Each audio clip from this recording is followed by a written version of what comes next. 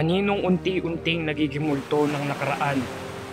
Ang pagharap sa salamin ay pagharap sa mga sugat kong hindi nagsilom.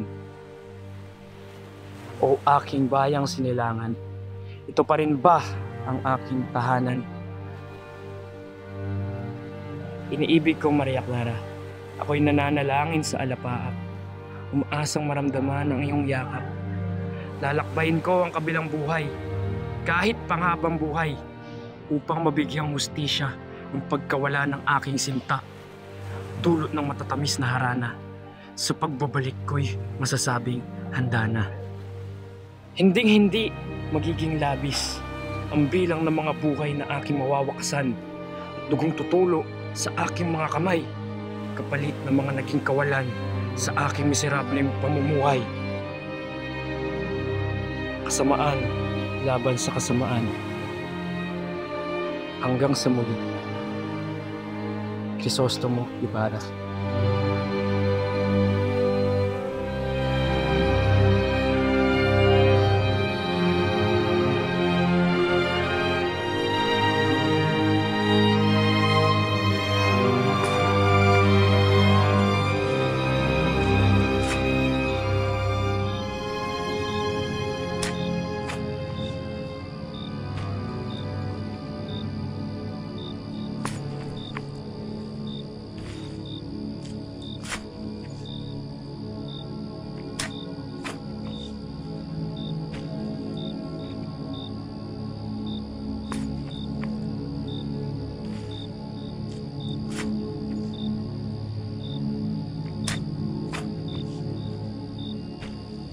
Maaari ba kitang tulungan?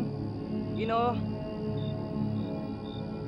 Ako po ito, si Basilio. Anak po ko ni Sisa. Inyo pong tinulungan ng akin sa paglilibing noon. Nais ko po sanang ihandog sa inyo ang aking tulong.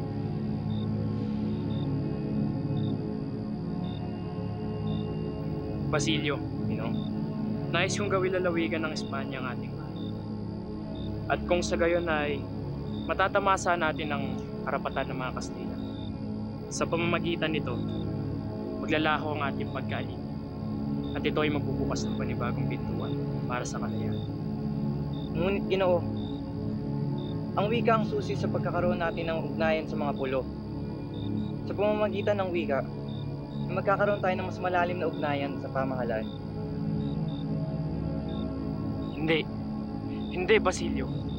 Ang Kastila ay hindi kailanman magiging wika na nakararami. Ang bawat bayan ay may sariling wika na sumasalamin sa kaluluwa ng kanilang mga tao. Ako'y naniniwala, Ginoo, na sa bawat pagkatuto't karunungang walang hanggan, ay may bagong akbang na sinusundan ng kaliwanagan.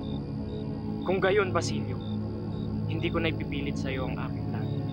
Ngunit alalahanin mo, Basilio, ang layunin ng aking paghimagsik ay hindi para lamang sa aking sarili, kundi para sa kalayaan ng ating lahi. Diyos mio, narinig niyo na ba ang nangyari kay Tandang Selo? Aba hindi pa. Ano yun? Napipiraw ang matanda. Usap-usapan ngayon sa labas. Nararapat lang ni hindi nga marunong magdasal ng apo niyang si Huli. Tiyak na kaparusahan nito sa pamilya nila.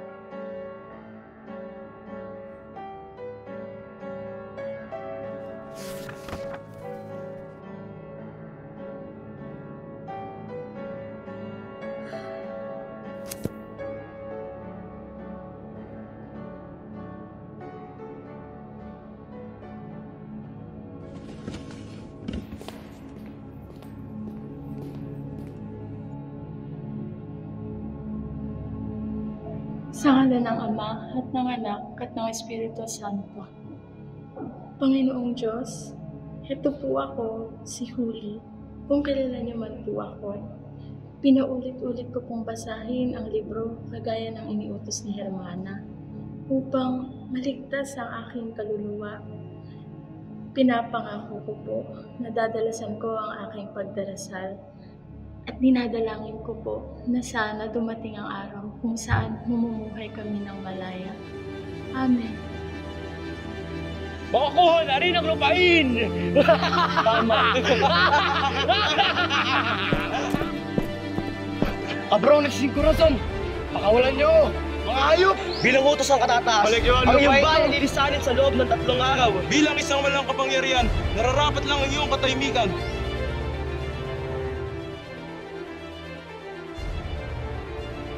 Pakilabas ng inyong magagandang diamante at singsing at ako'y bibili para sa swertihing birhen sa Antipolo. At ako na may kung ano mang magandang alahas na makita. Tiyak na magugustuhan mo ang Agnes ni Maria Clara. Ito'y magaganda at kakaiba. Maaari ko ba makita ang kakaiba at magandang Agnos?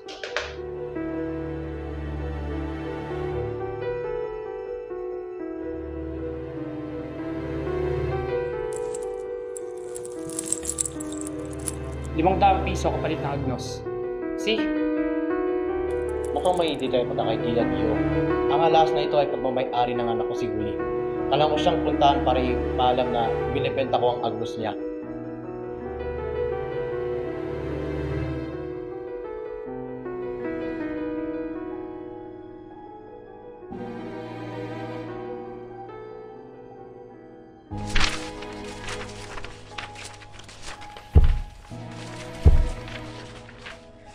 Naway patawarin mo ako, iho. Ngunit kinakailangan kong kunin ang iyong revolver upang gamiting armas laban sa aking paghihiganti sa pagmalulupit na mga tulisan. Nangangako akong magiging makahulugan ang iyong paghihintay dahil bilang kapalit ng revolver ay ihahandog ko sa iyo ang Agnos ng aking anak.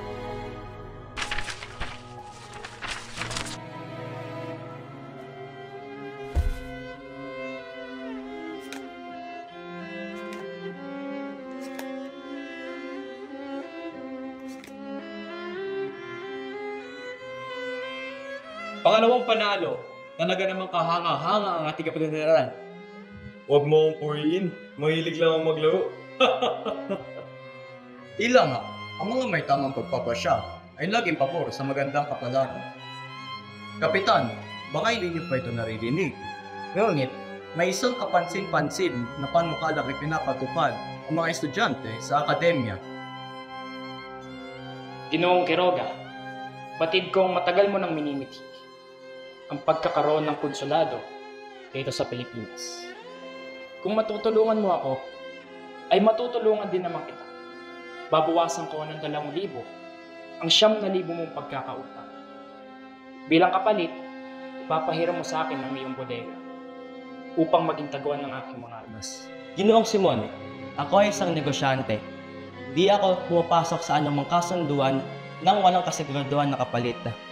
At hindi rin ako lumalapit sa apoy nang walang pananggalang.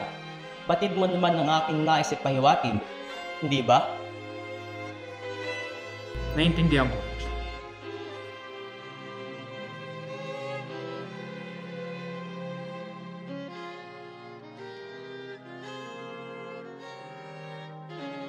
May dala akong magandang balita.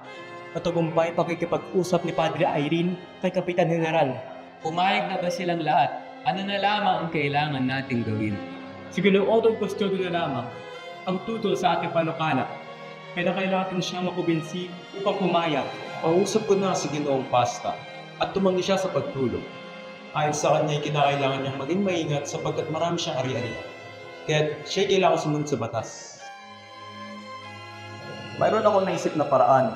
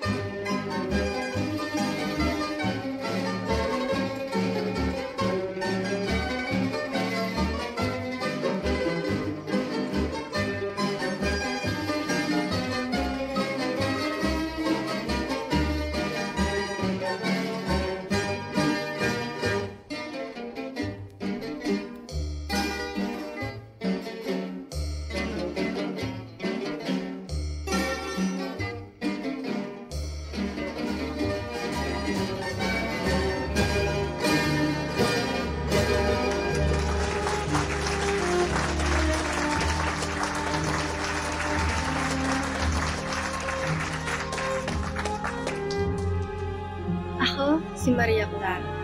Mahinhin, maamo, mabuti, may takot sa Diyos, at perpekto sa paningin ng mga tao, na tila ba ang aking bawat galaw ay bantay sarado ng karamihan at unti-unti na akong nasasakal. Ninanais ko na lamang manatili sa mga masasayang alaala taglay ng aking nobyong si Crisostomo Ibarra. Iyon ang mga panahong nadarama ko ang bulong ng mga bituin at pangungusap ng liwanag sa aking buhay. Basilio! Basilio! Sino? May liligtas ko ng aking ibig. Si Maria Clara, Basilio. Sa tulong mo, iho. Sa tulong mo. Makakasama ko na ulit siya. Ang aking Ibarra, hanggang gawin niyo lahat para sa ikapakulit ikasal sa'yo ko. Simon. Basilio, may nais ka ba ipahiwatig?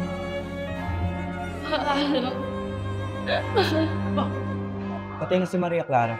Dito nga po lang. Hindi! Hindi! Dito maaari! Ikaw! Simon. Isa ka sinungaling! Isa ka sinungaling at duwag! Hindi ba tinuro sa'yo na masama ang gawain ng pagsisinungaling? Simon. Alam mo naman hindi ko magagawa yun. Hindi mo ba narinig ang kampana ng kumbento na itong umaga? Lahat ng ini parang ni Maria.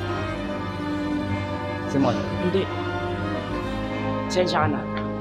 Ngunit, hindi. Hindi ko ito matatanggap. Si Maria Clara, natatangin kong iniibig. Wala na siya, Basilio! Wala na siya!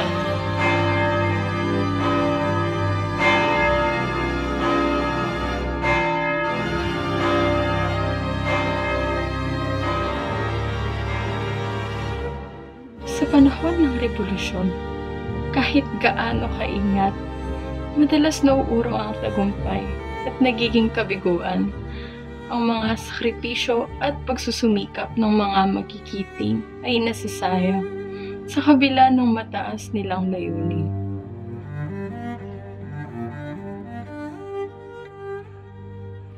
Pagkamatay ni Kapitan Tiago at pagkabilanggo ni Basilio, hindi ko mapigilang mawalan na lang ng pag-asa at gustuhin mamatay na lamang.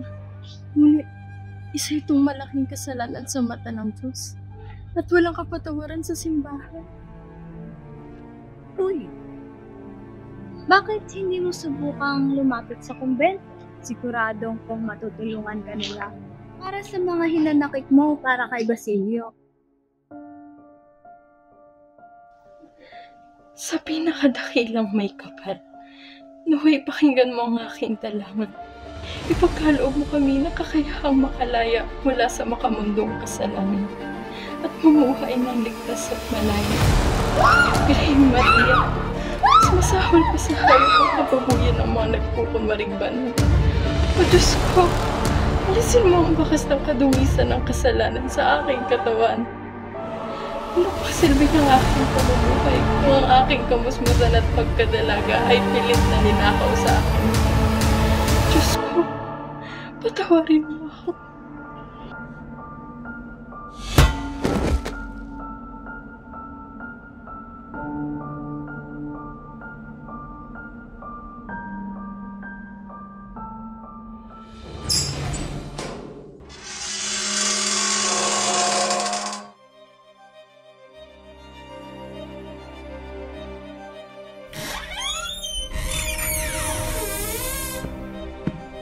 Simon, ano yung ginagawa natin dito? Ito ang aking bodega, Basilio.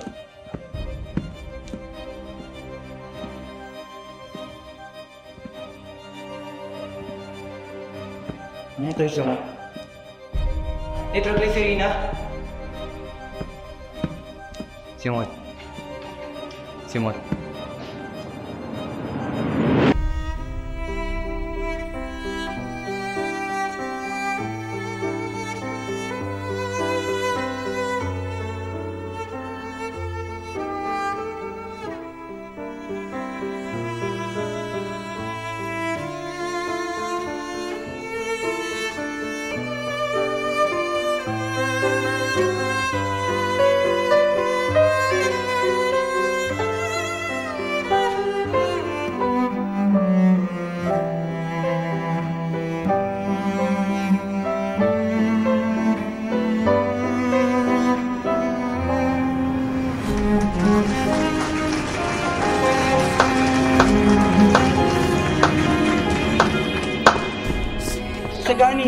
Kailangan ko ang tulong mo. Kailangan natin pumunta kay Juanito. Basilio, tigil na. Kahit anong gawin natin, wala nang pag-asa. Hindi, Isagani.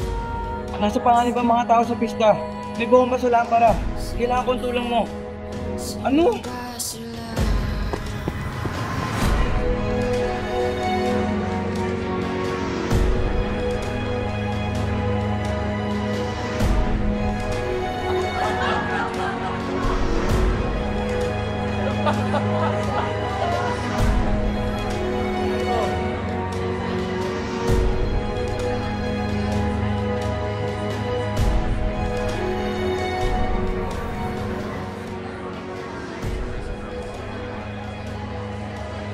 Sino ang nagdala nito? Ito'y napakasamang biro, Kapitan General. Ang nakalagda rito ay ang pangalan ni Juan Crisostong Maybara, ang Filibuster na matagal ng patay. Isang kalokohan, ngunit nakakatakot. Ang pangalan ni Ibarra na matagal na wala sa ating piling. Padre Will, itaas mo ang mitsa ng lampara.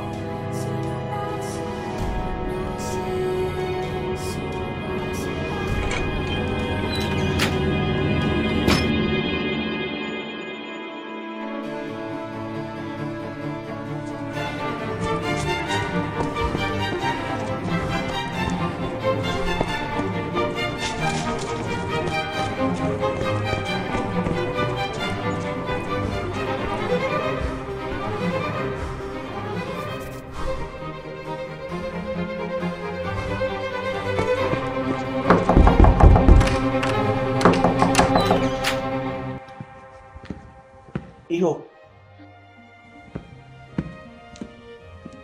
Managinitor yun.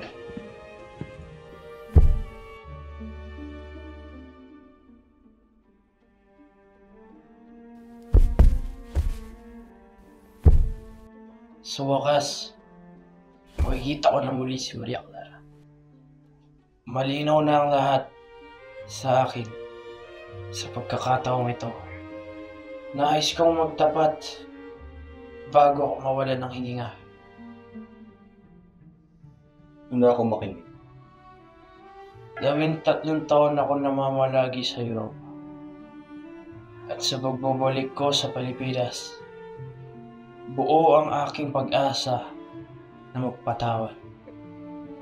Buo rin ang aking pag-asa na mamuhay ng matiwasay na kasama ang aking minamahal.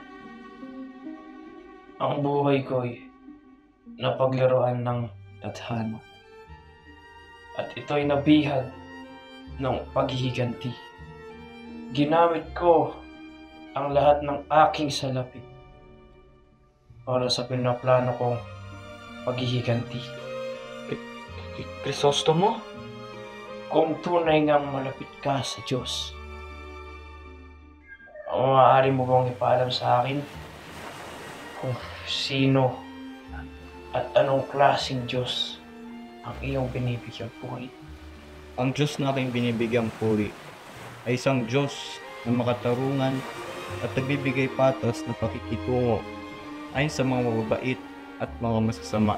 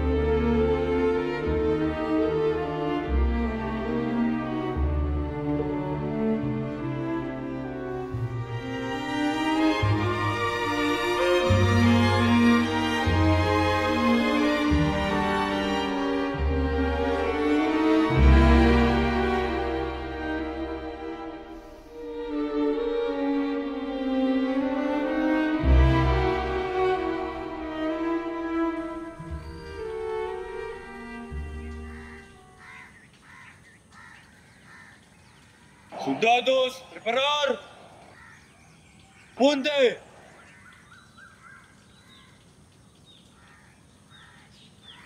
Consumato, mes! Fuego!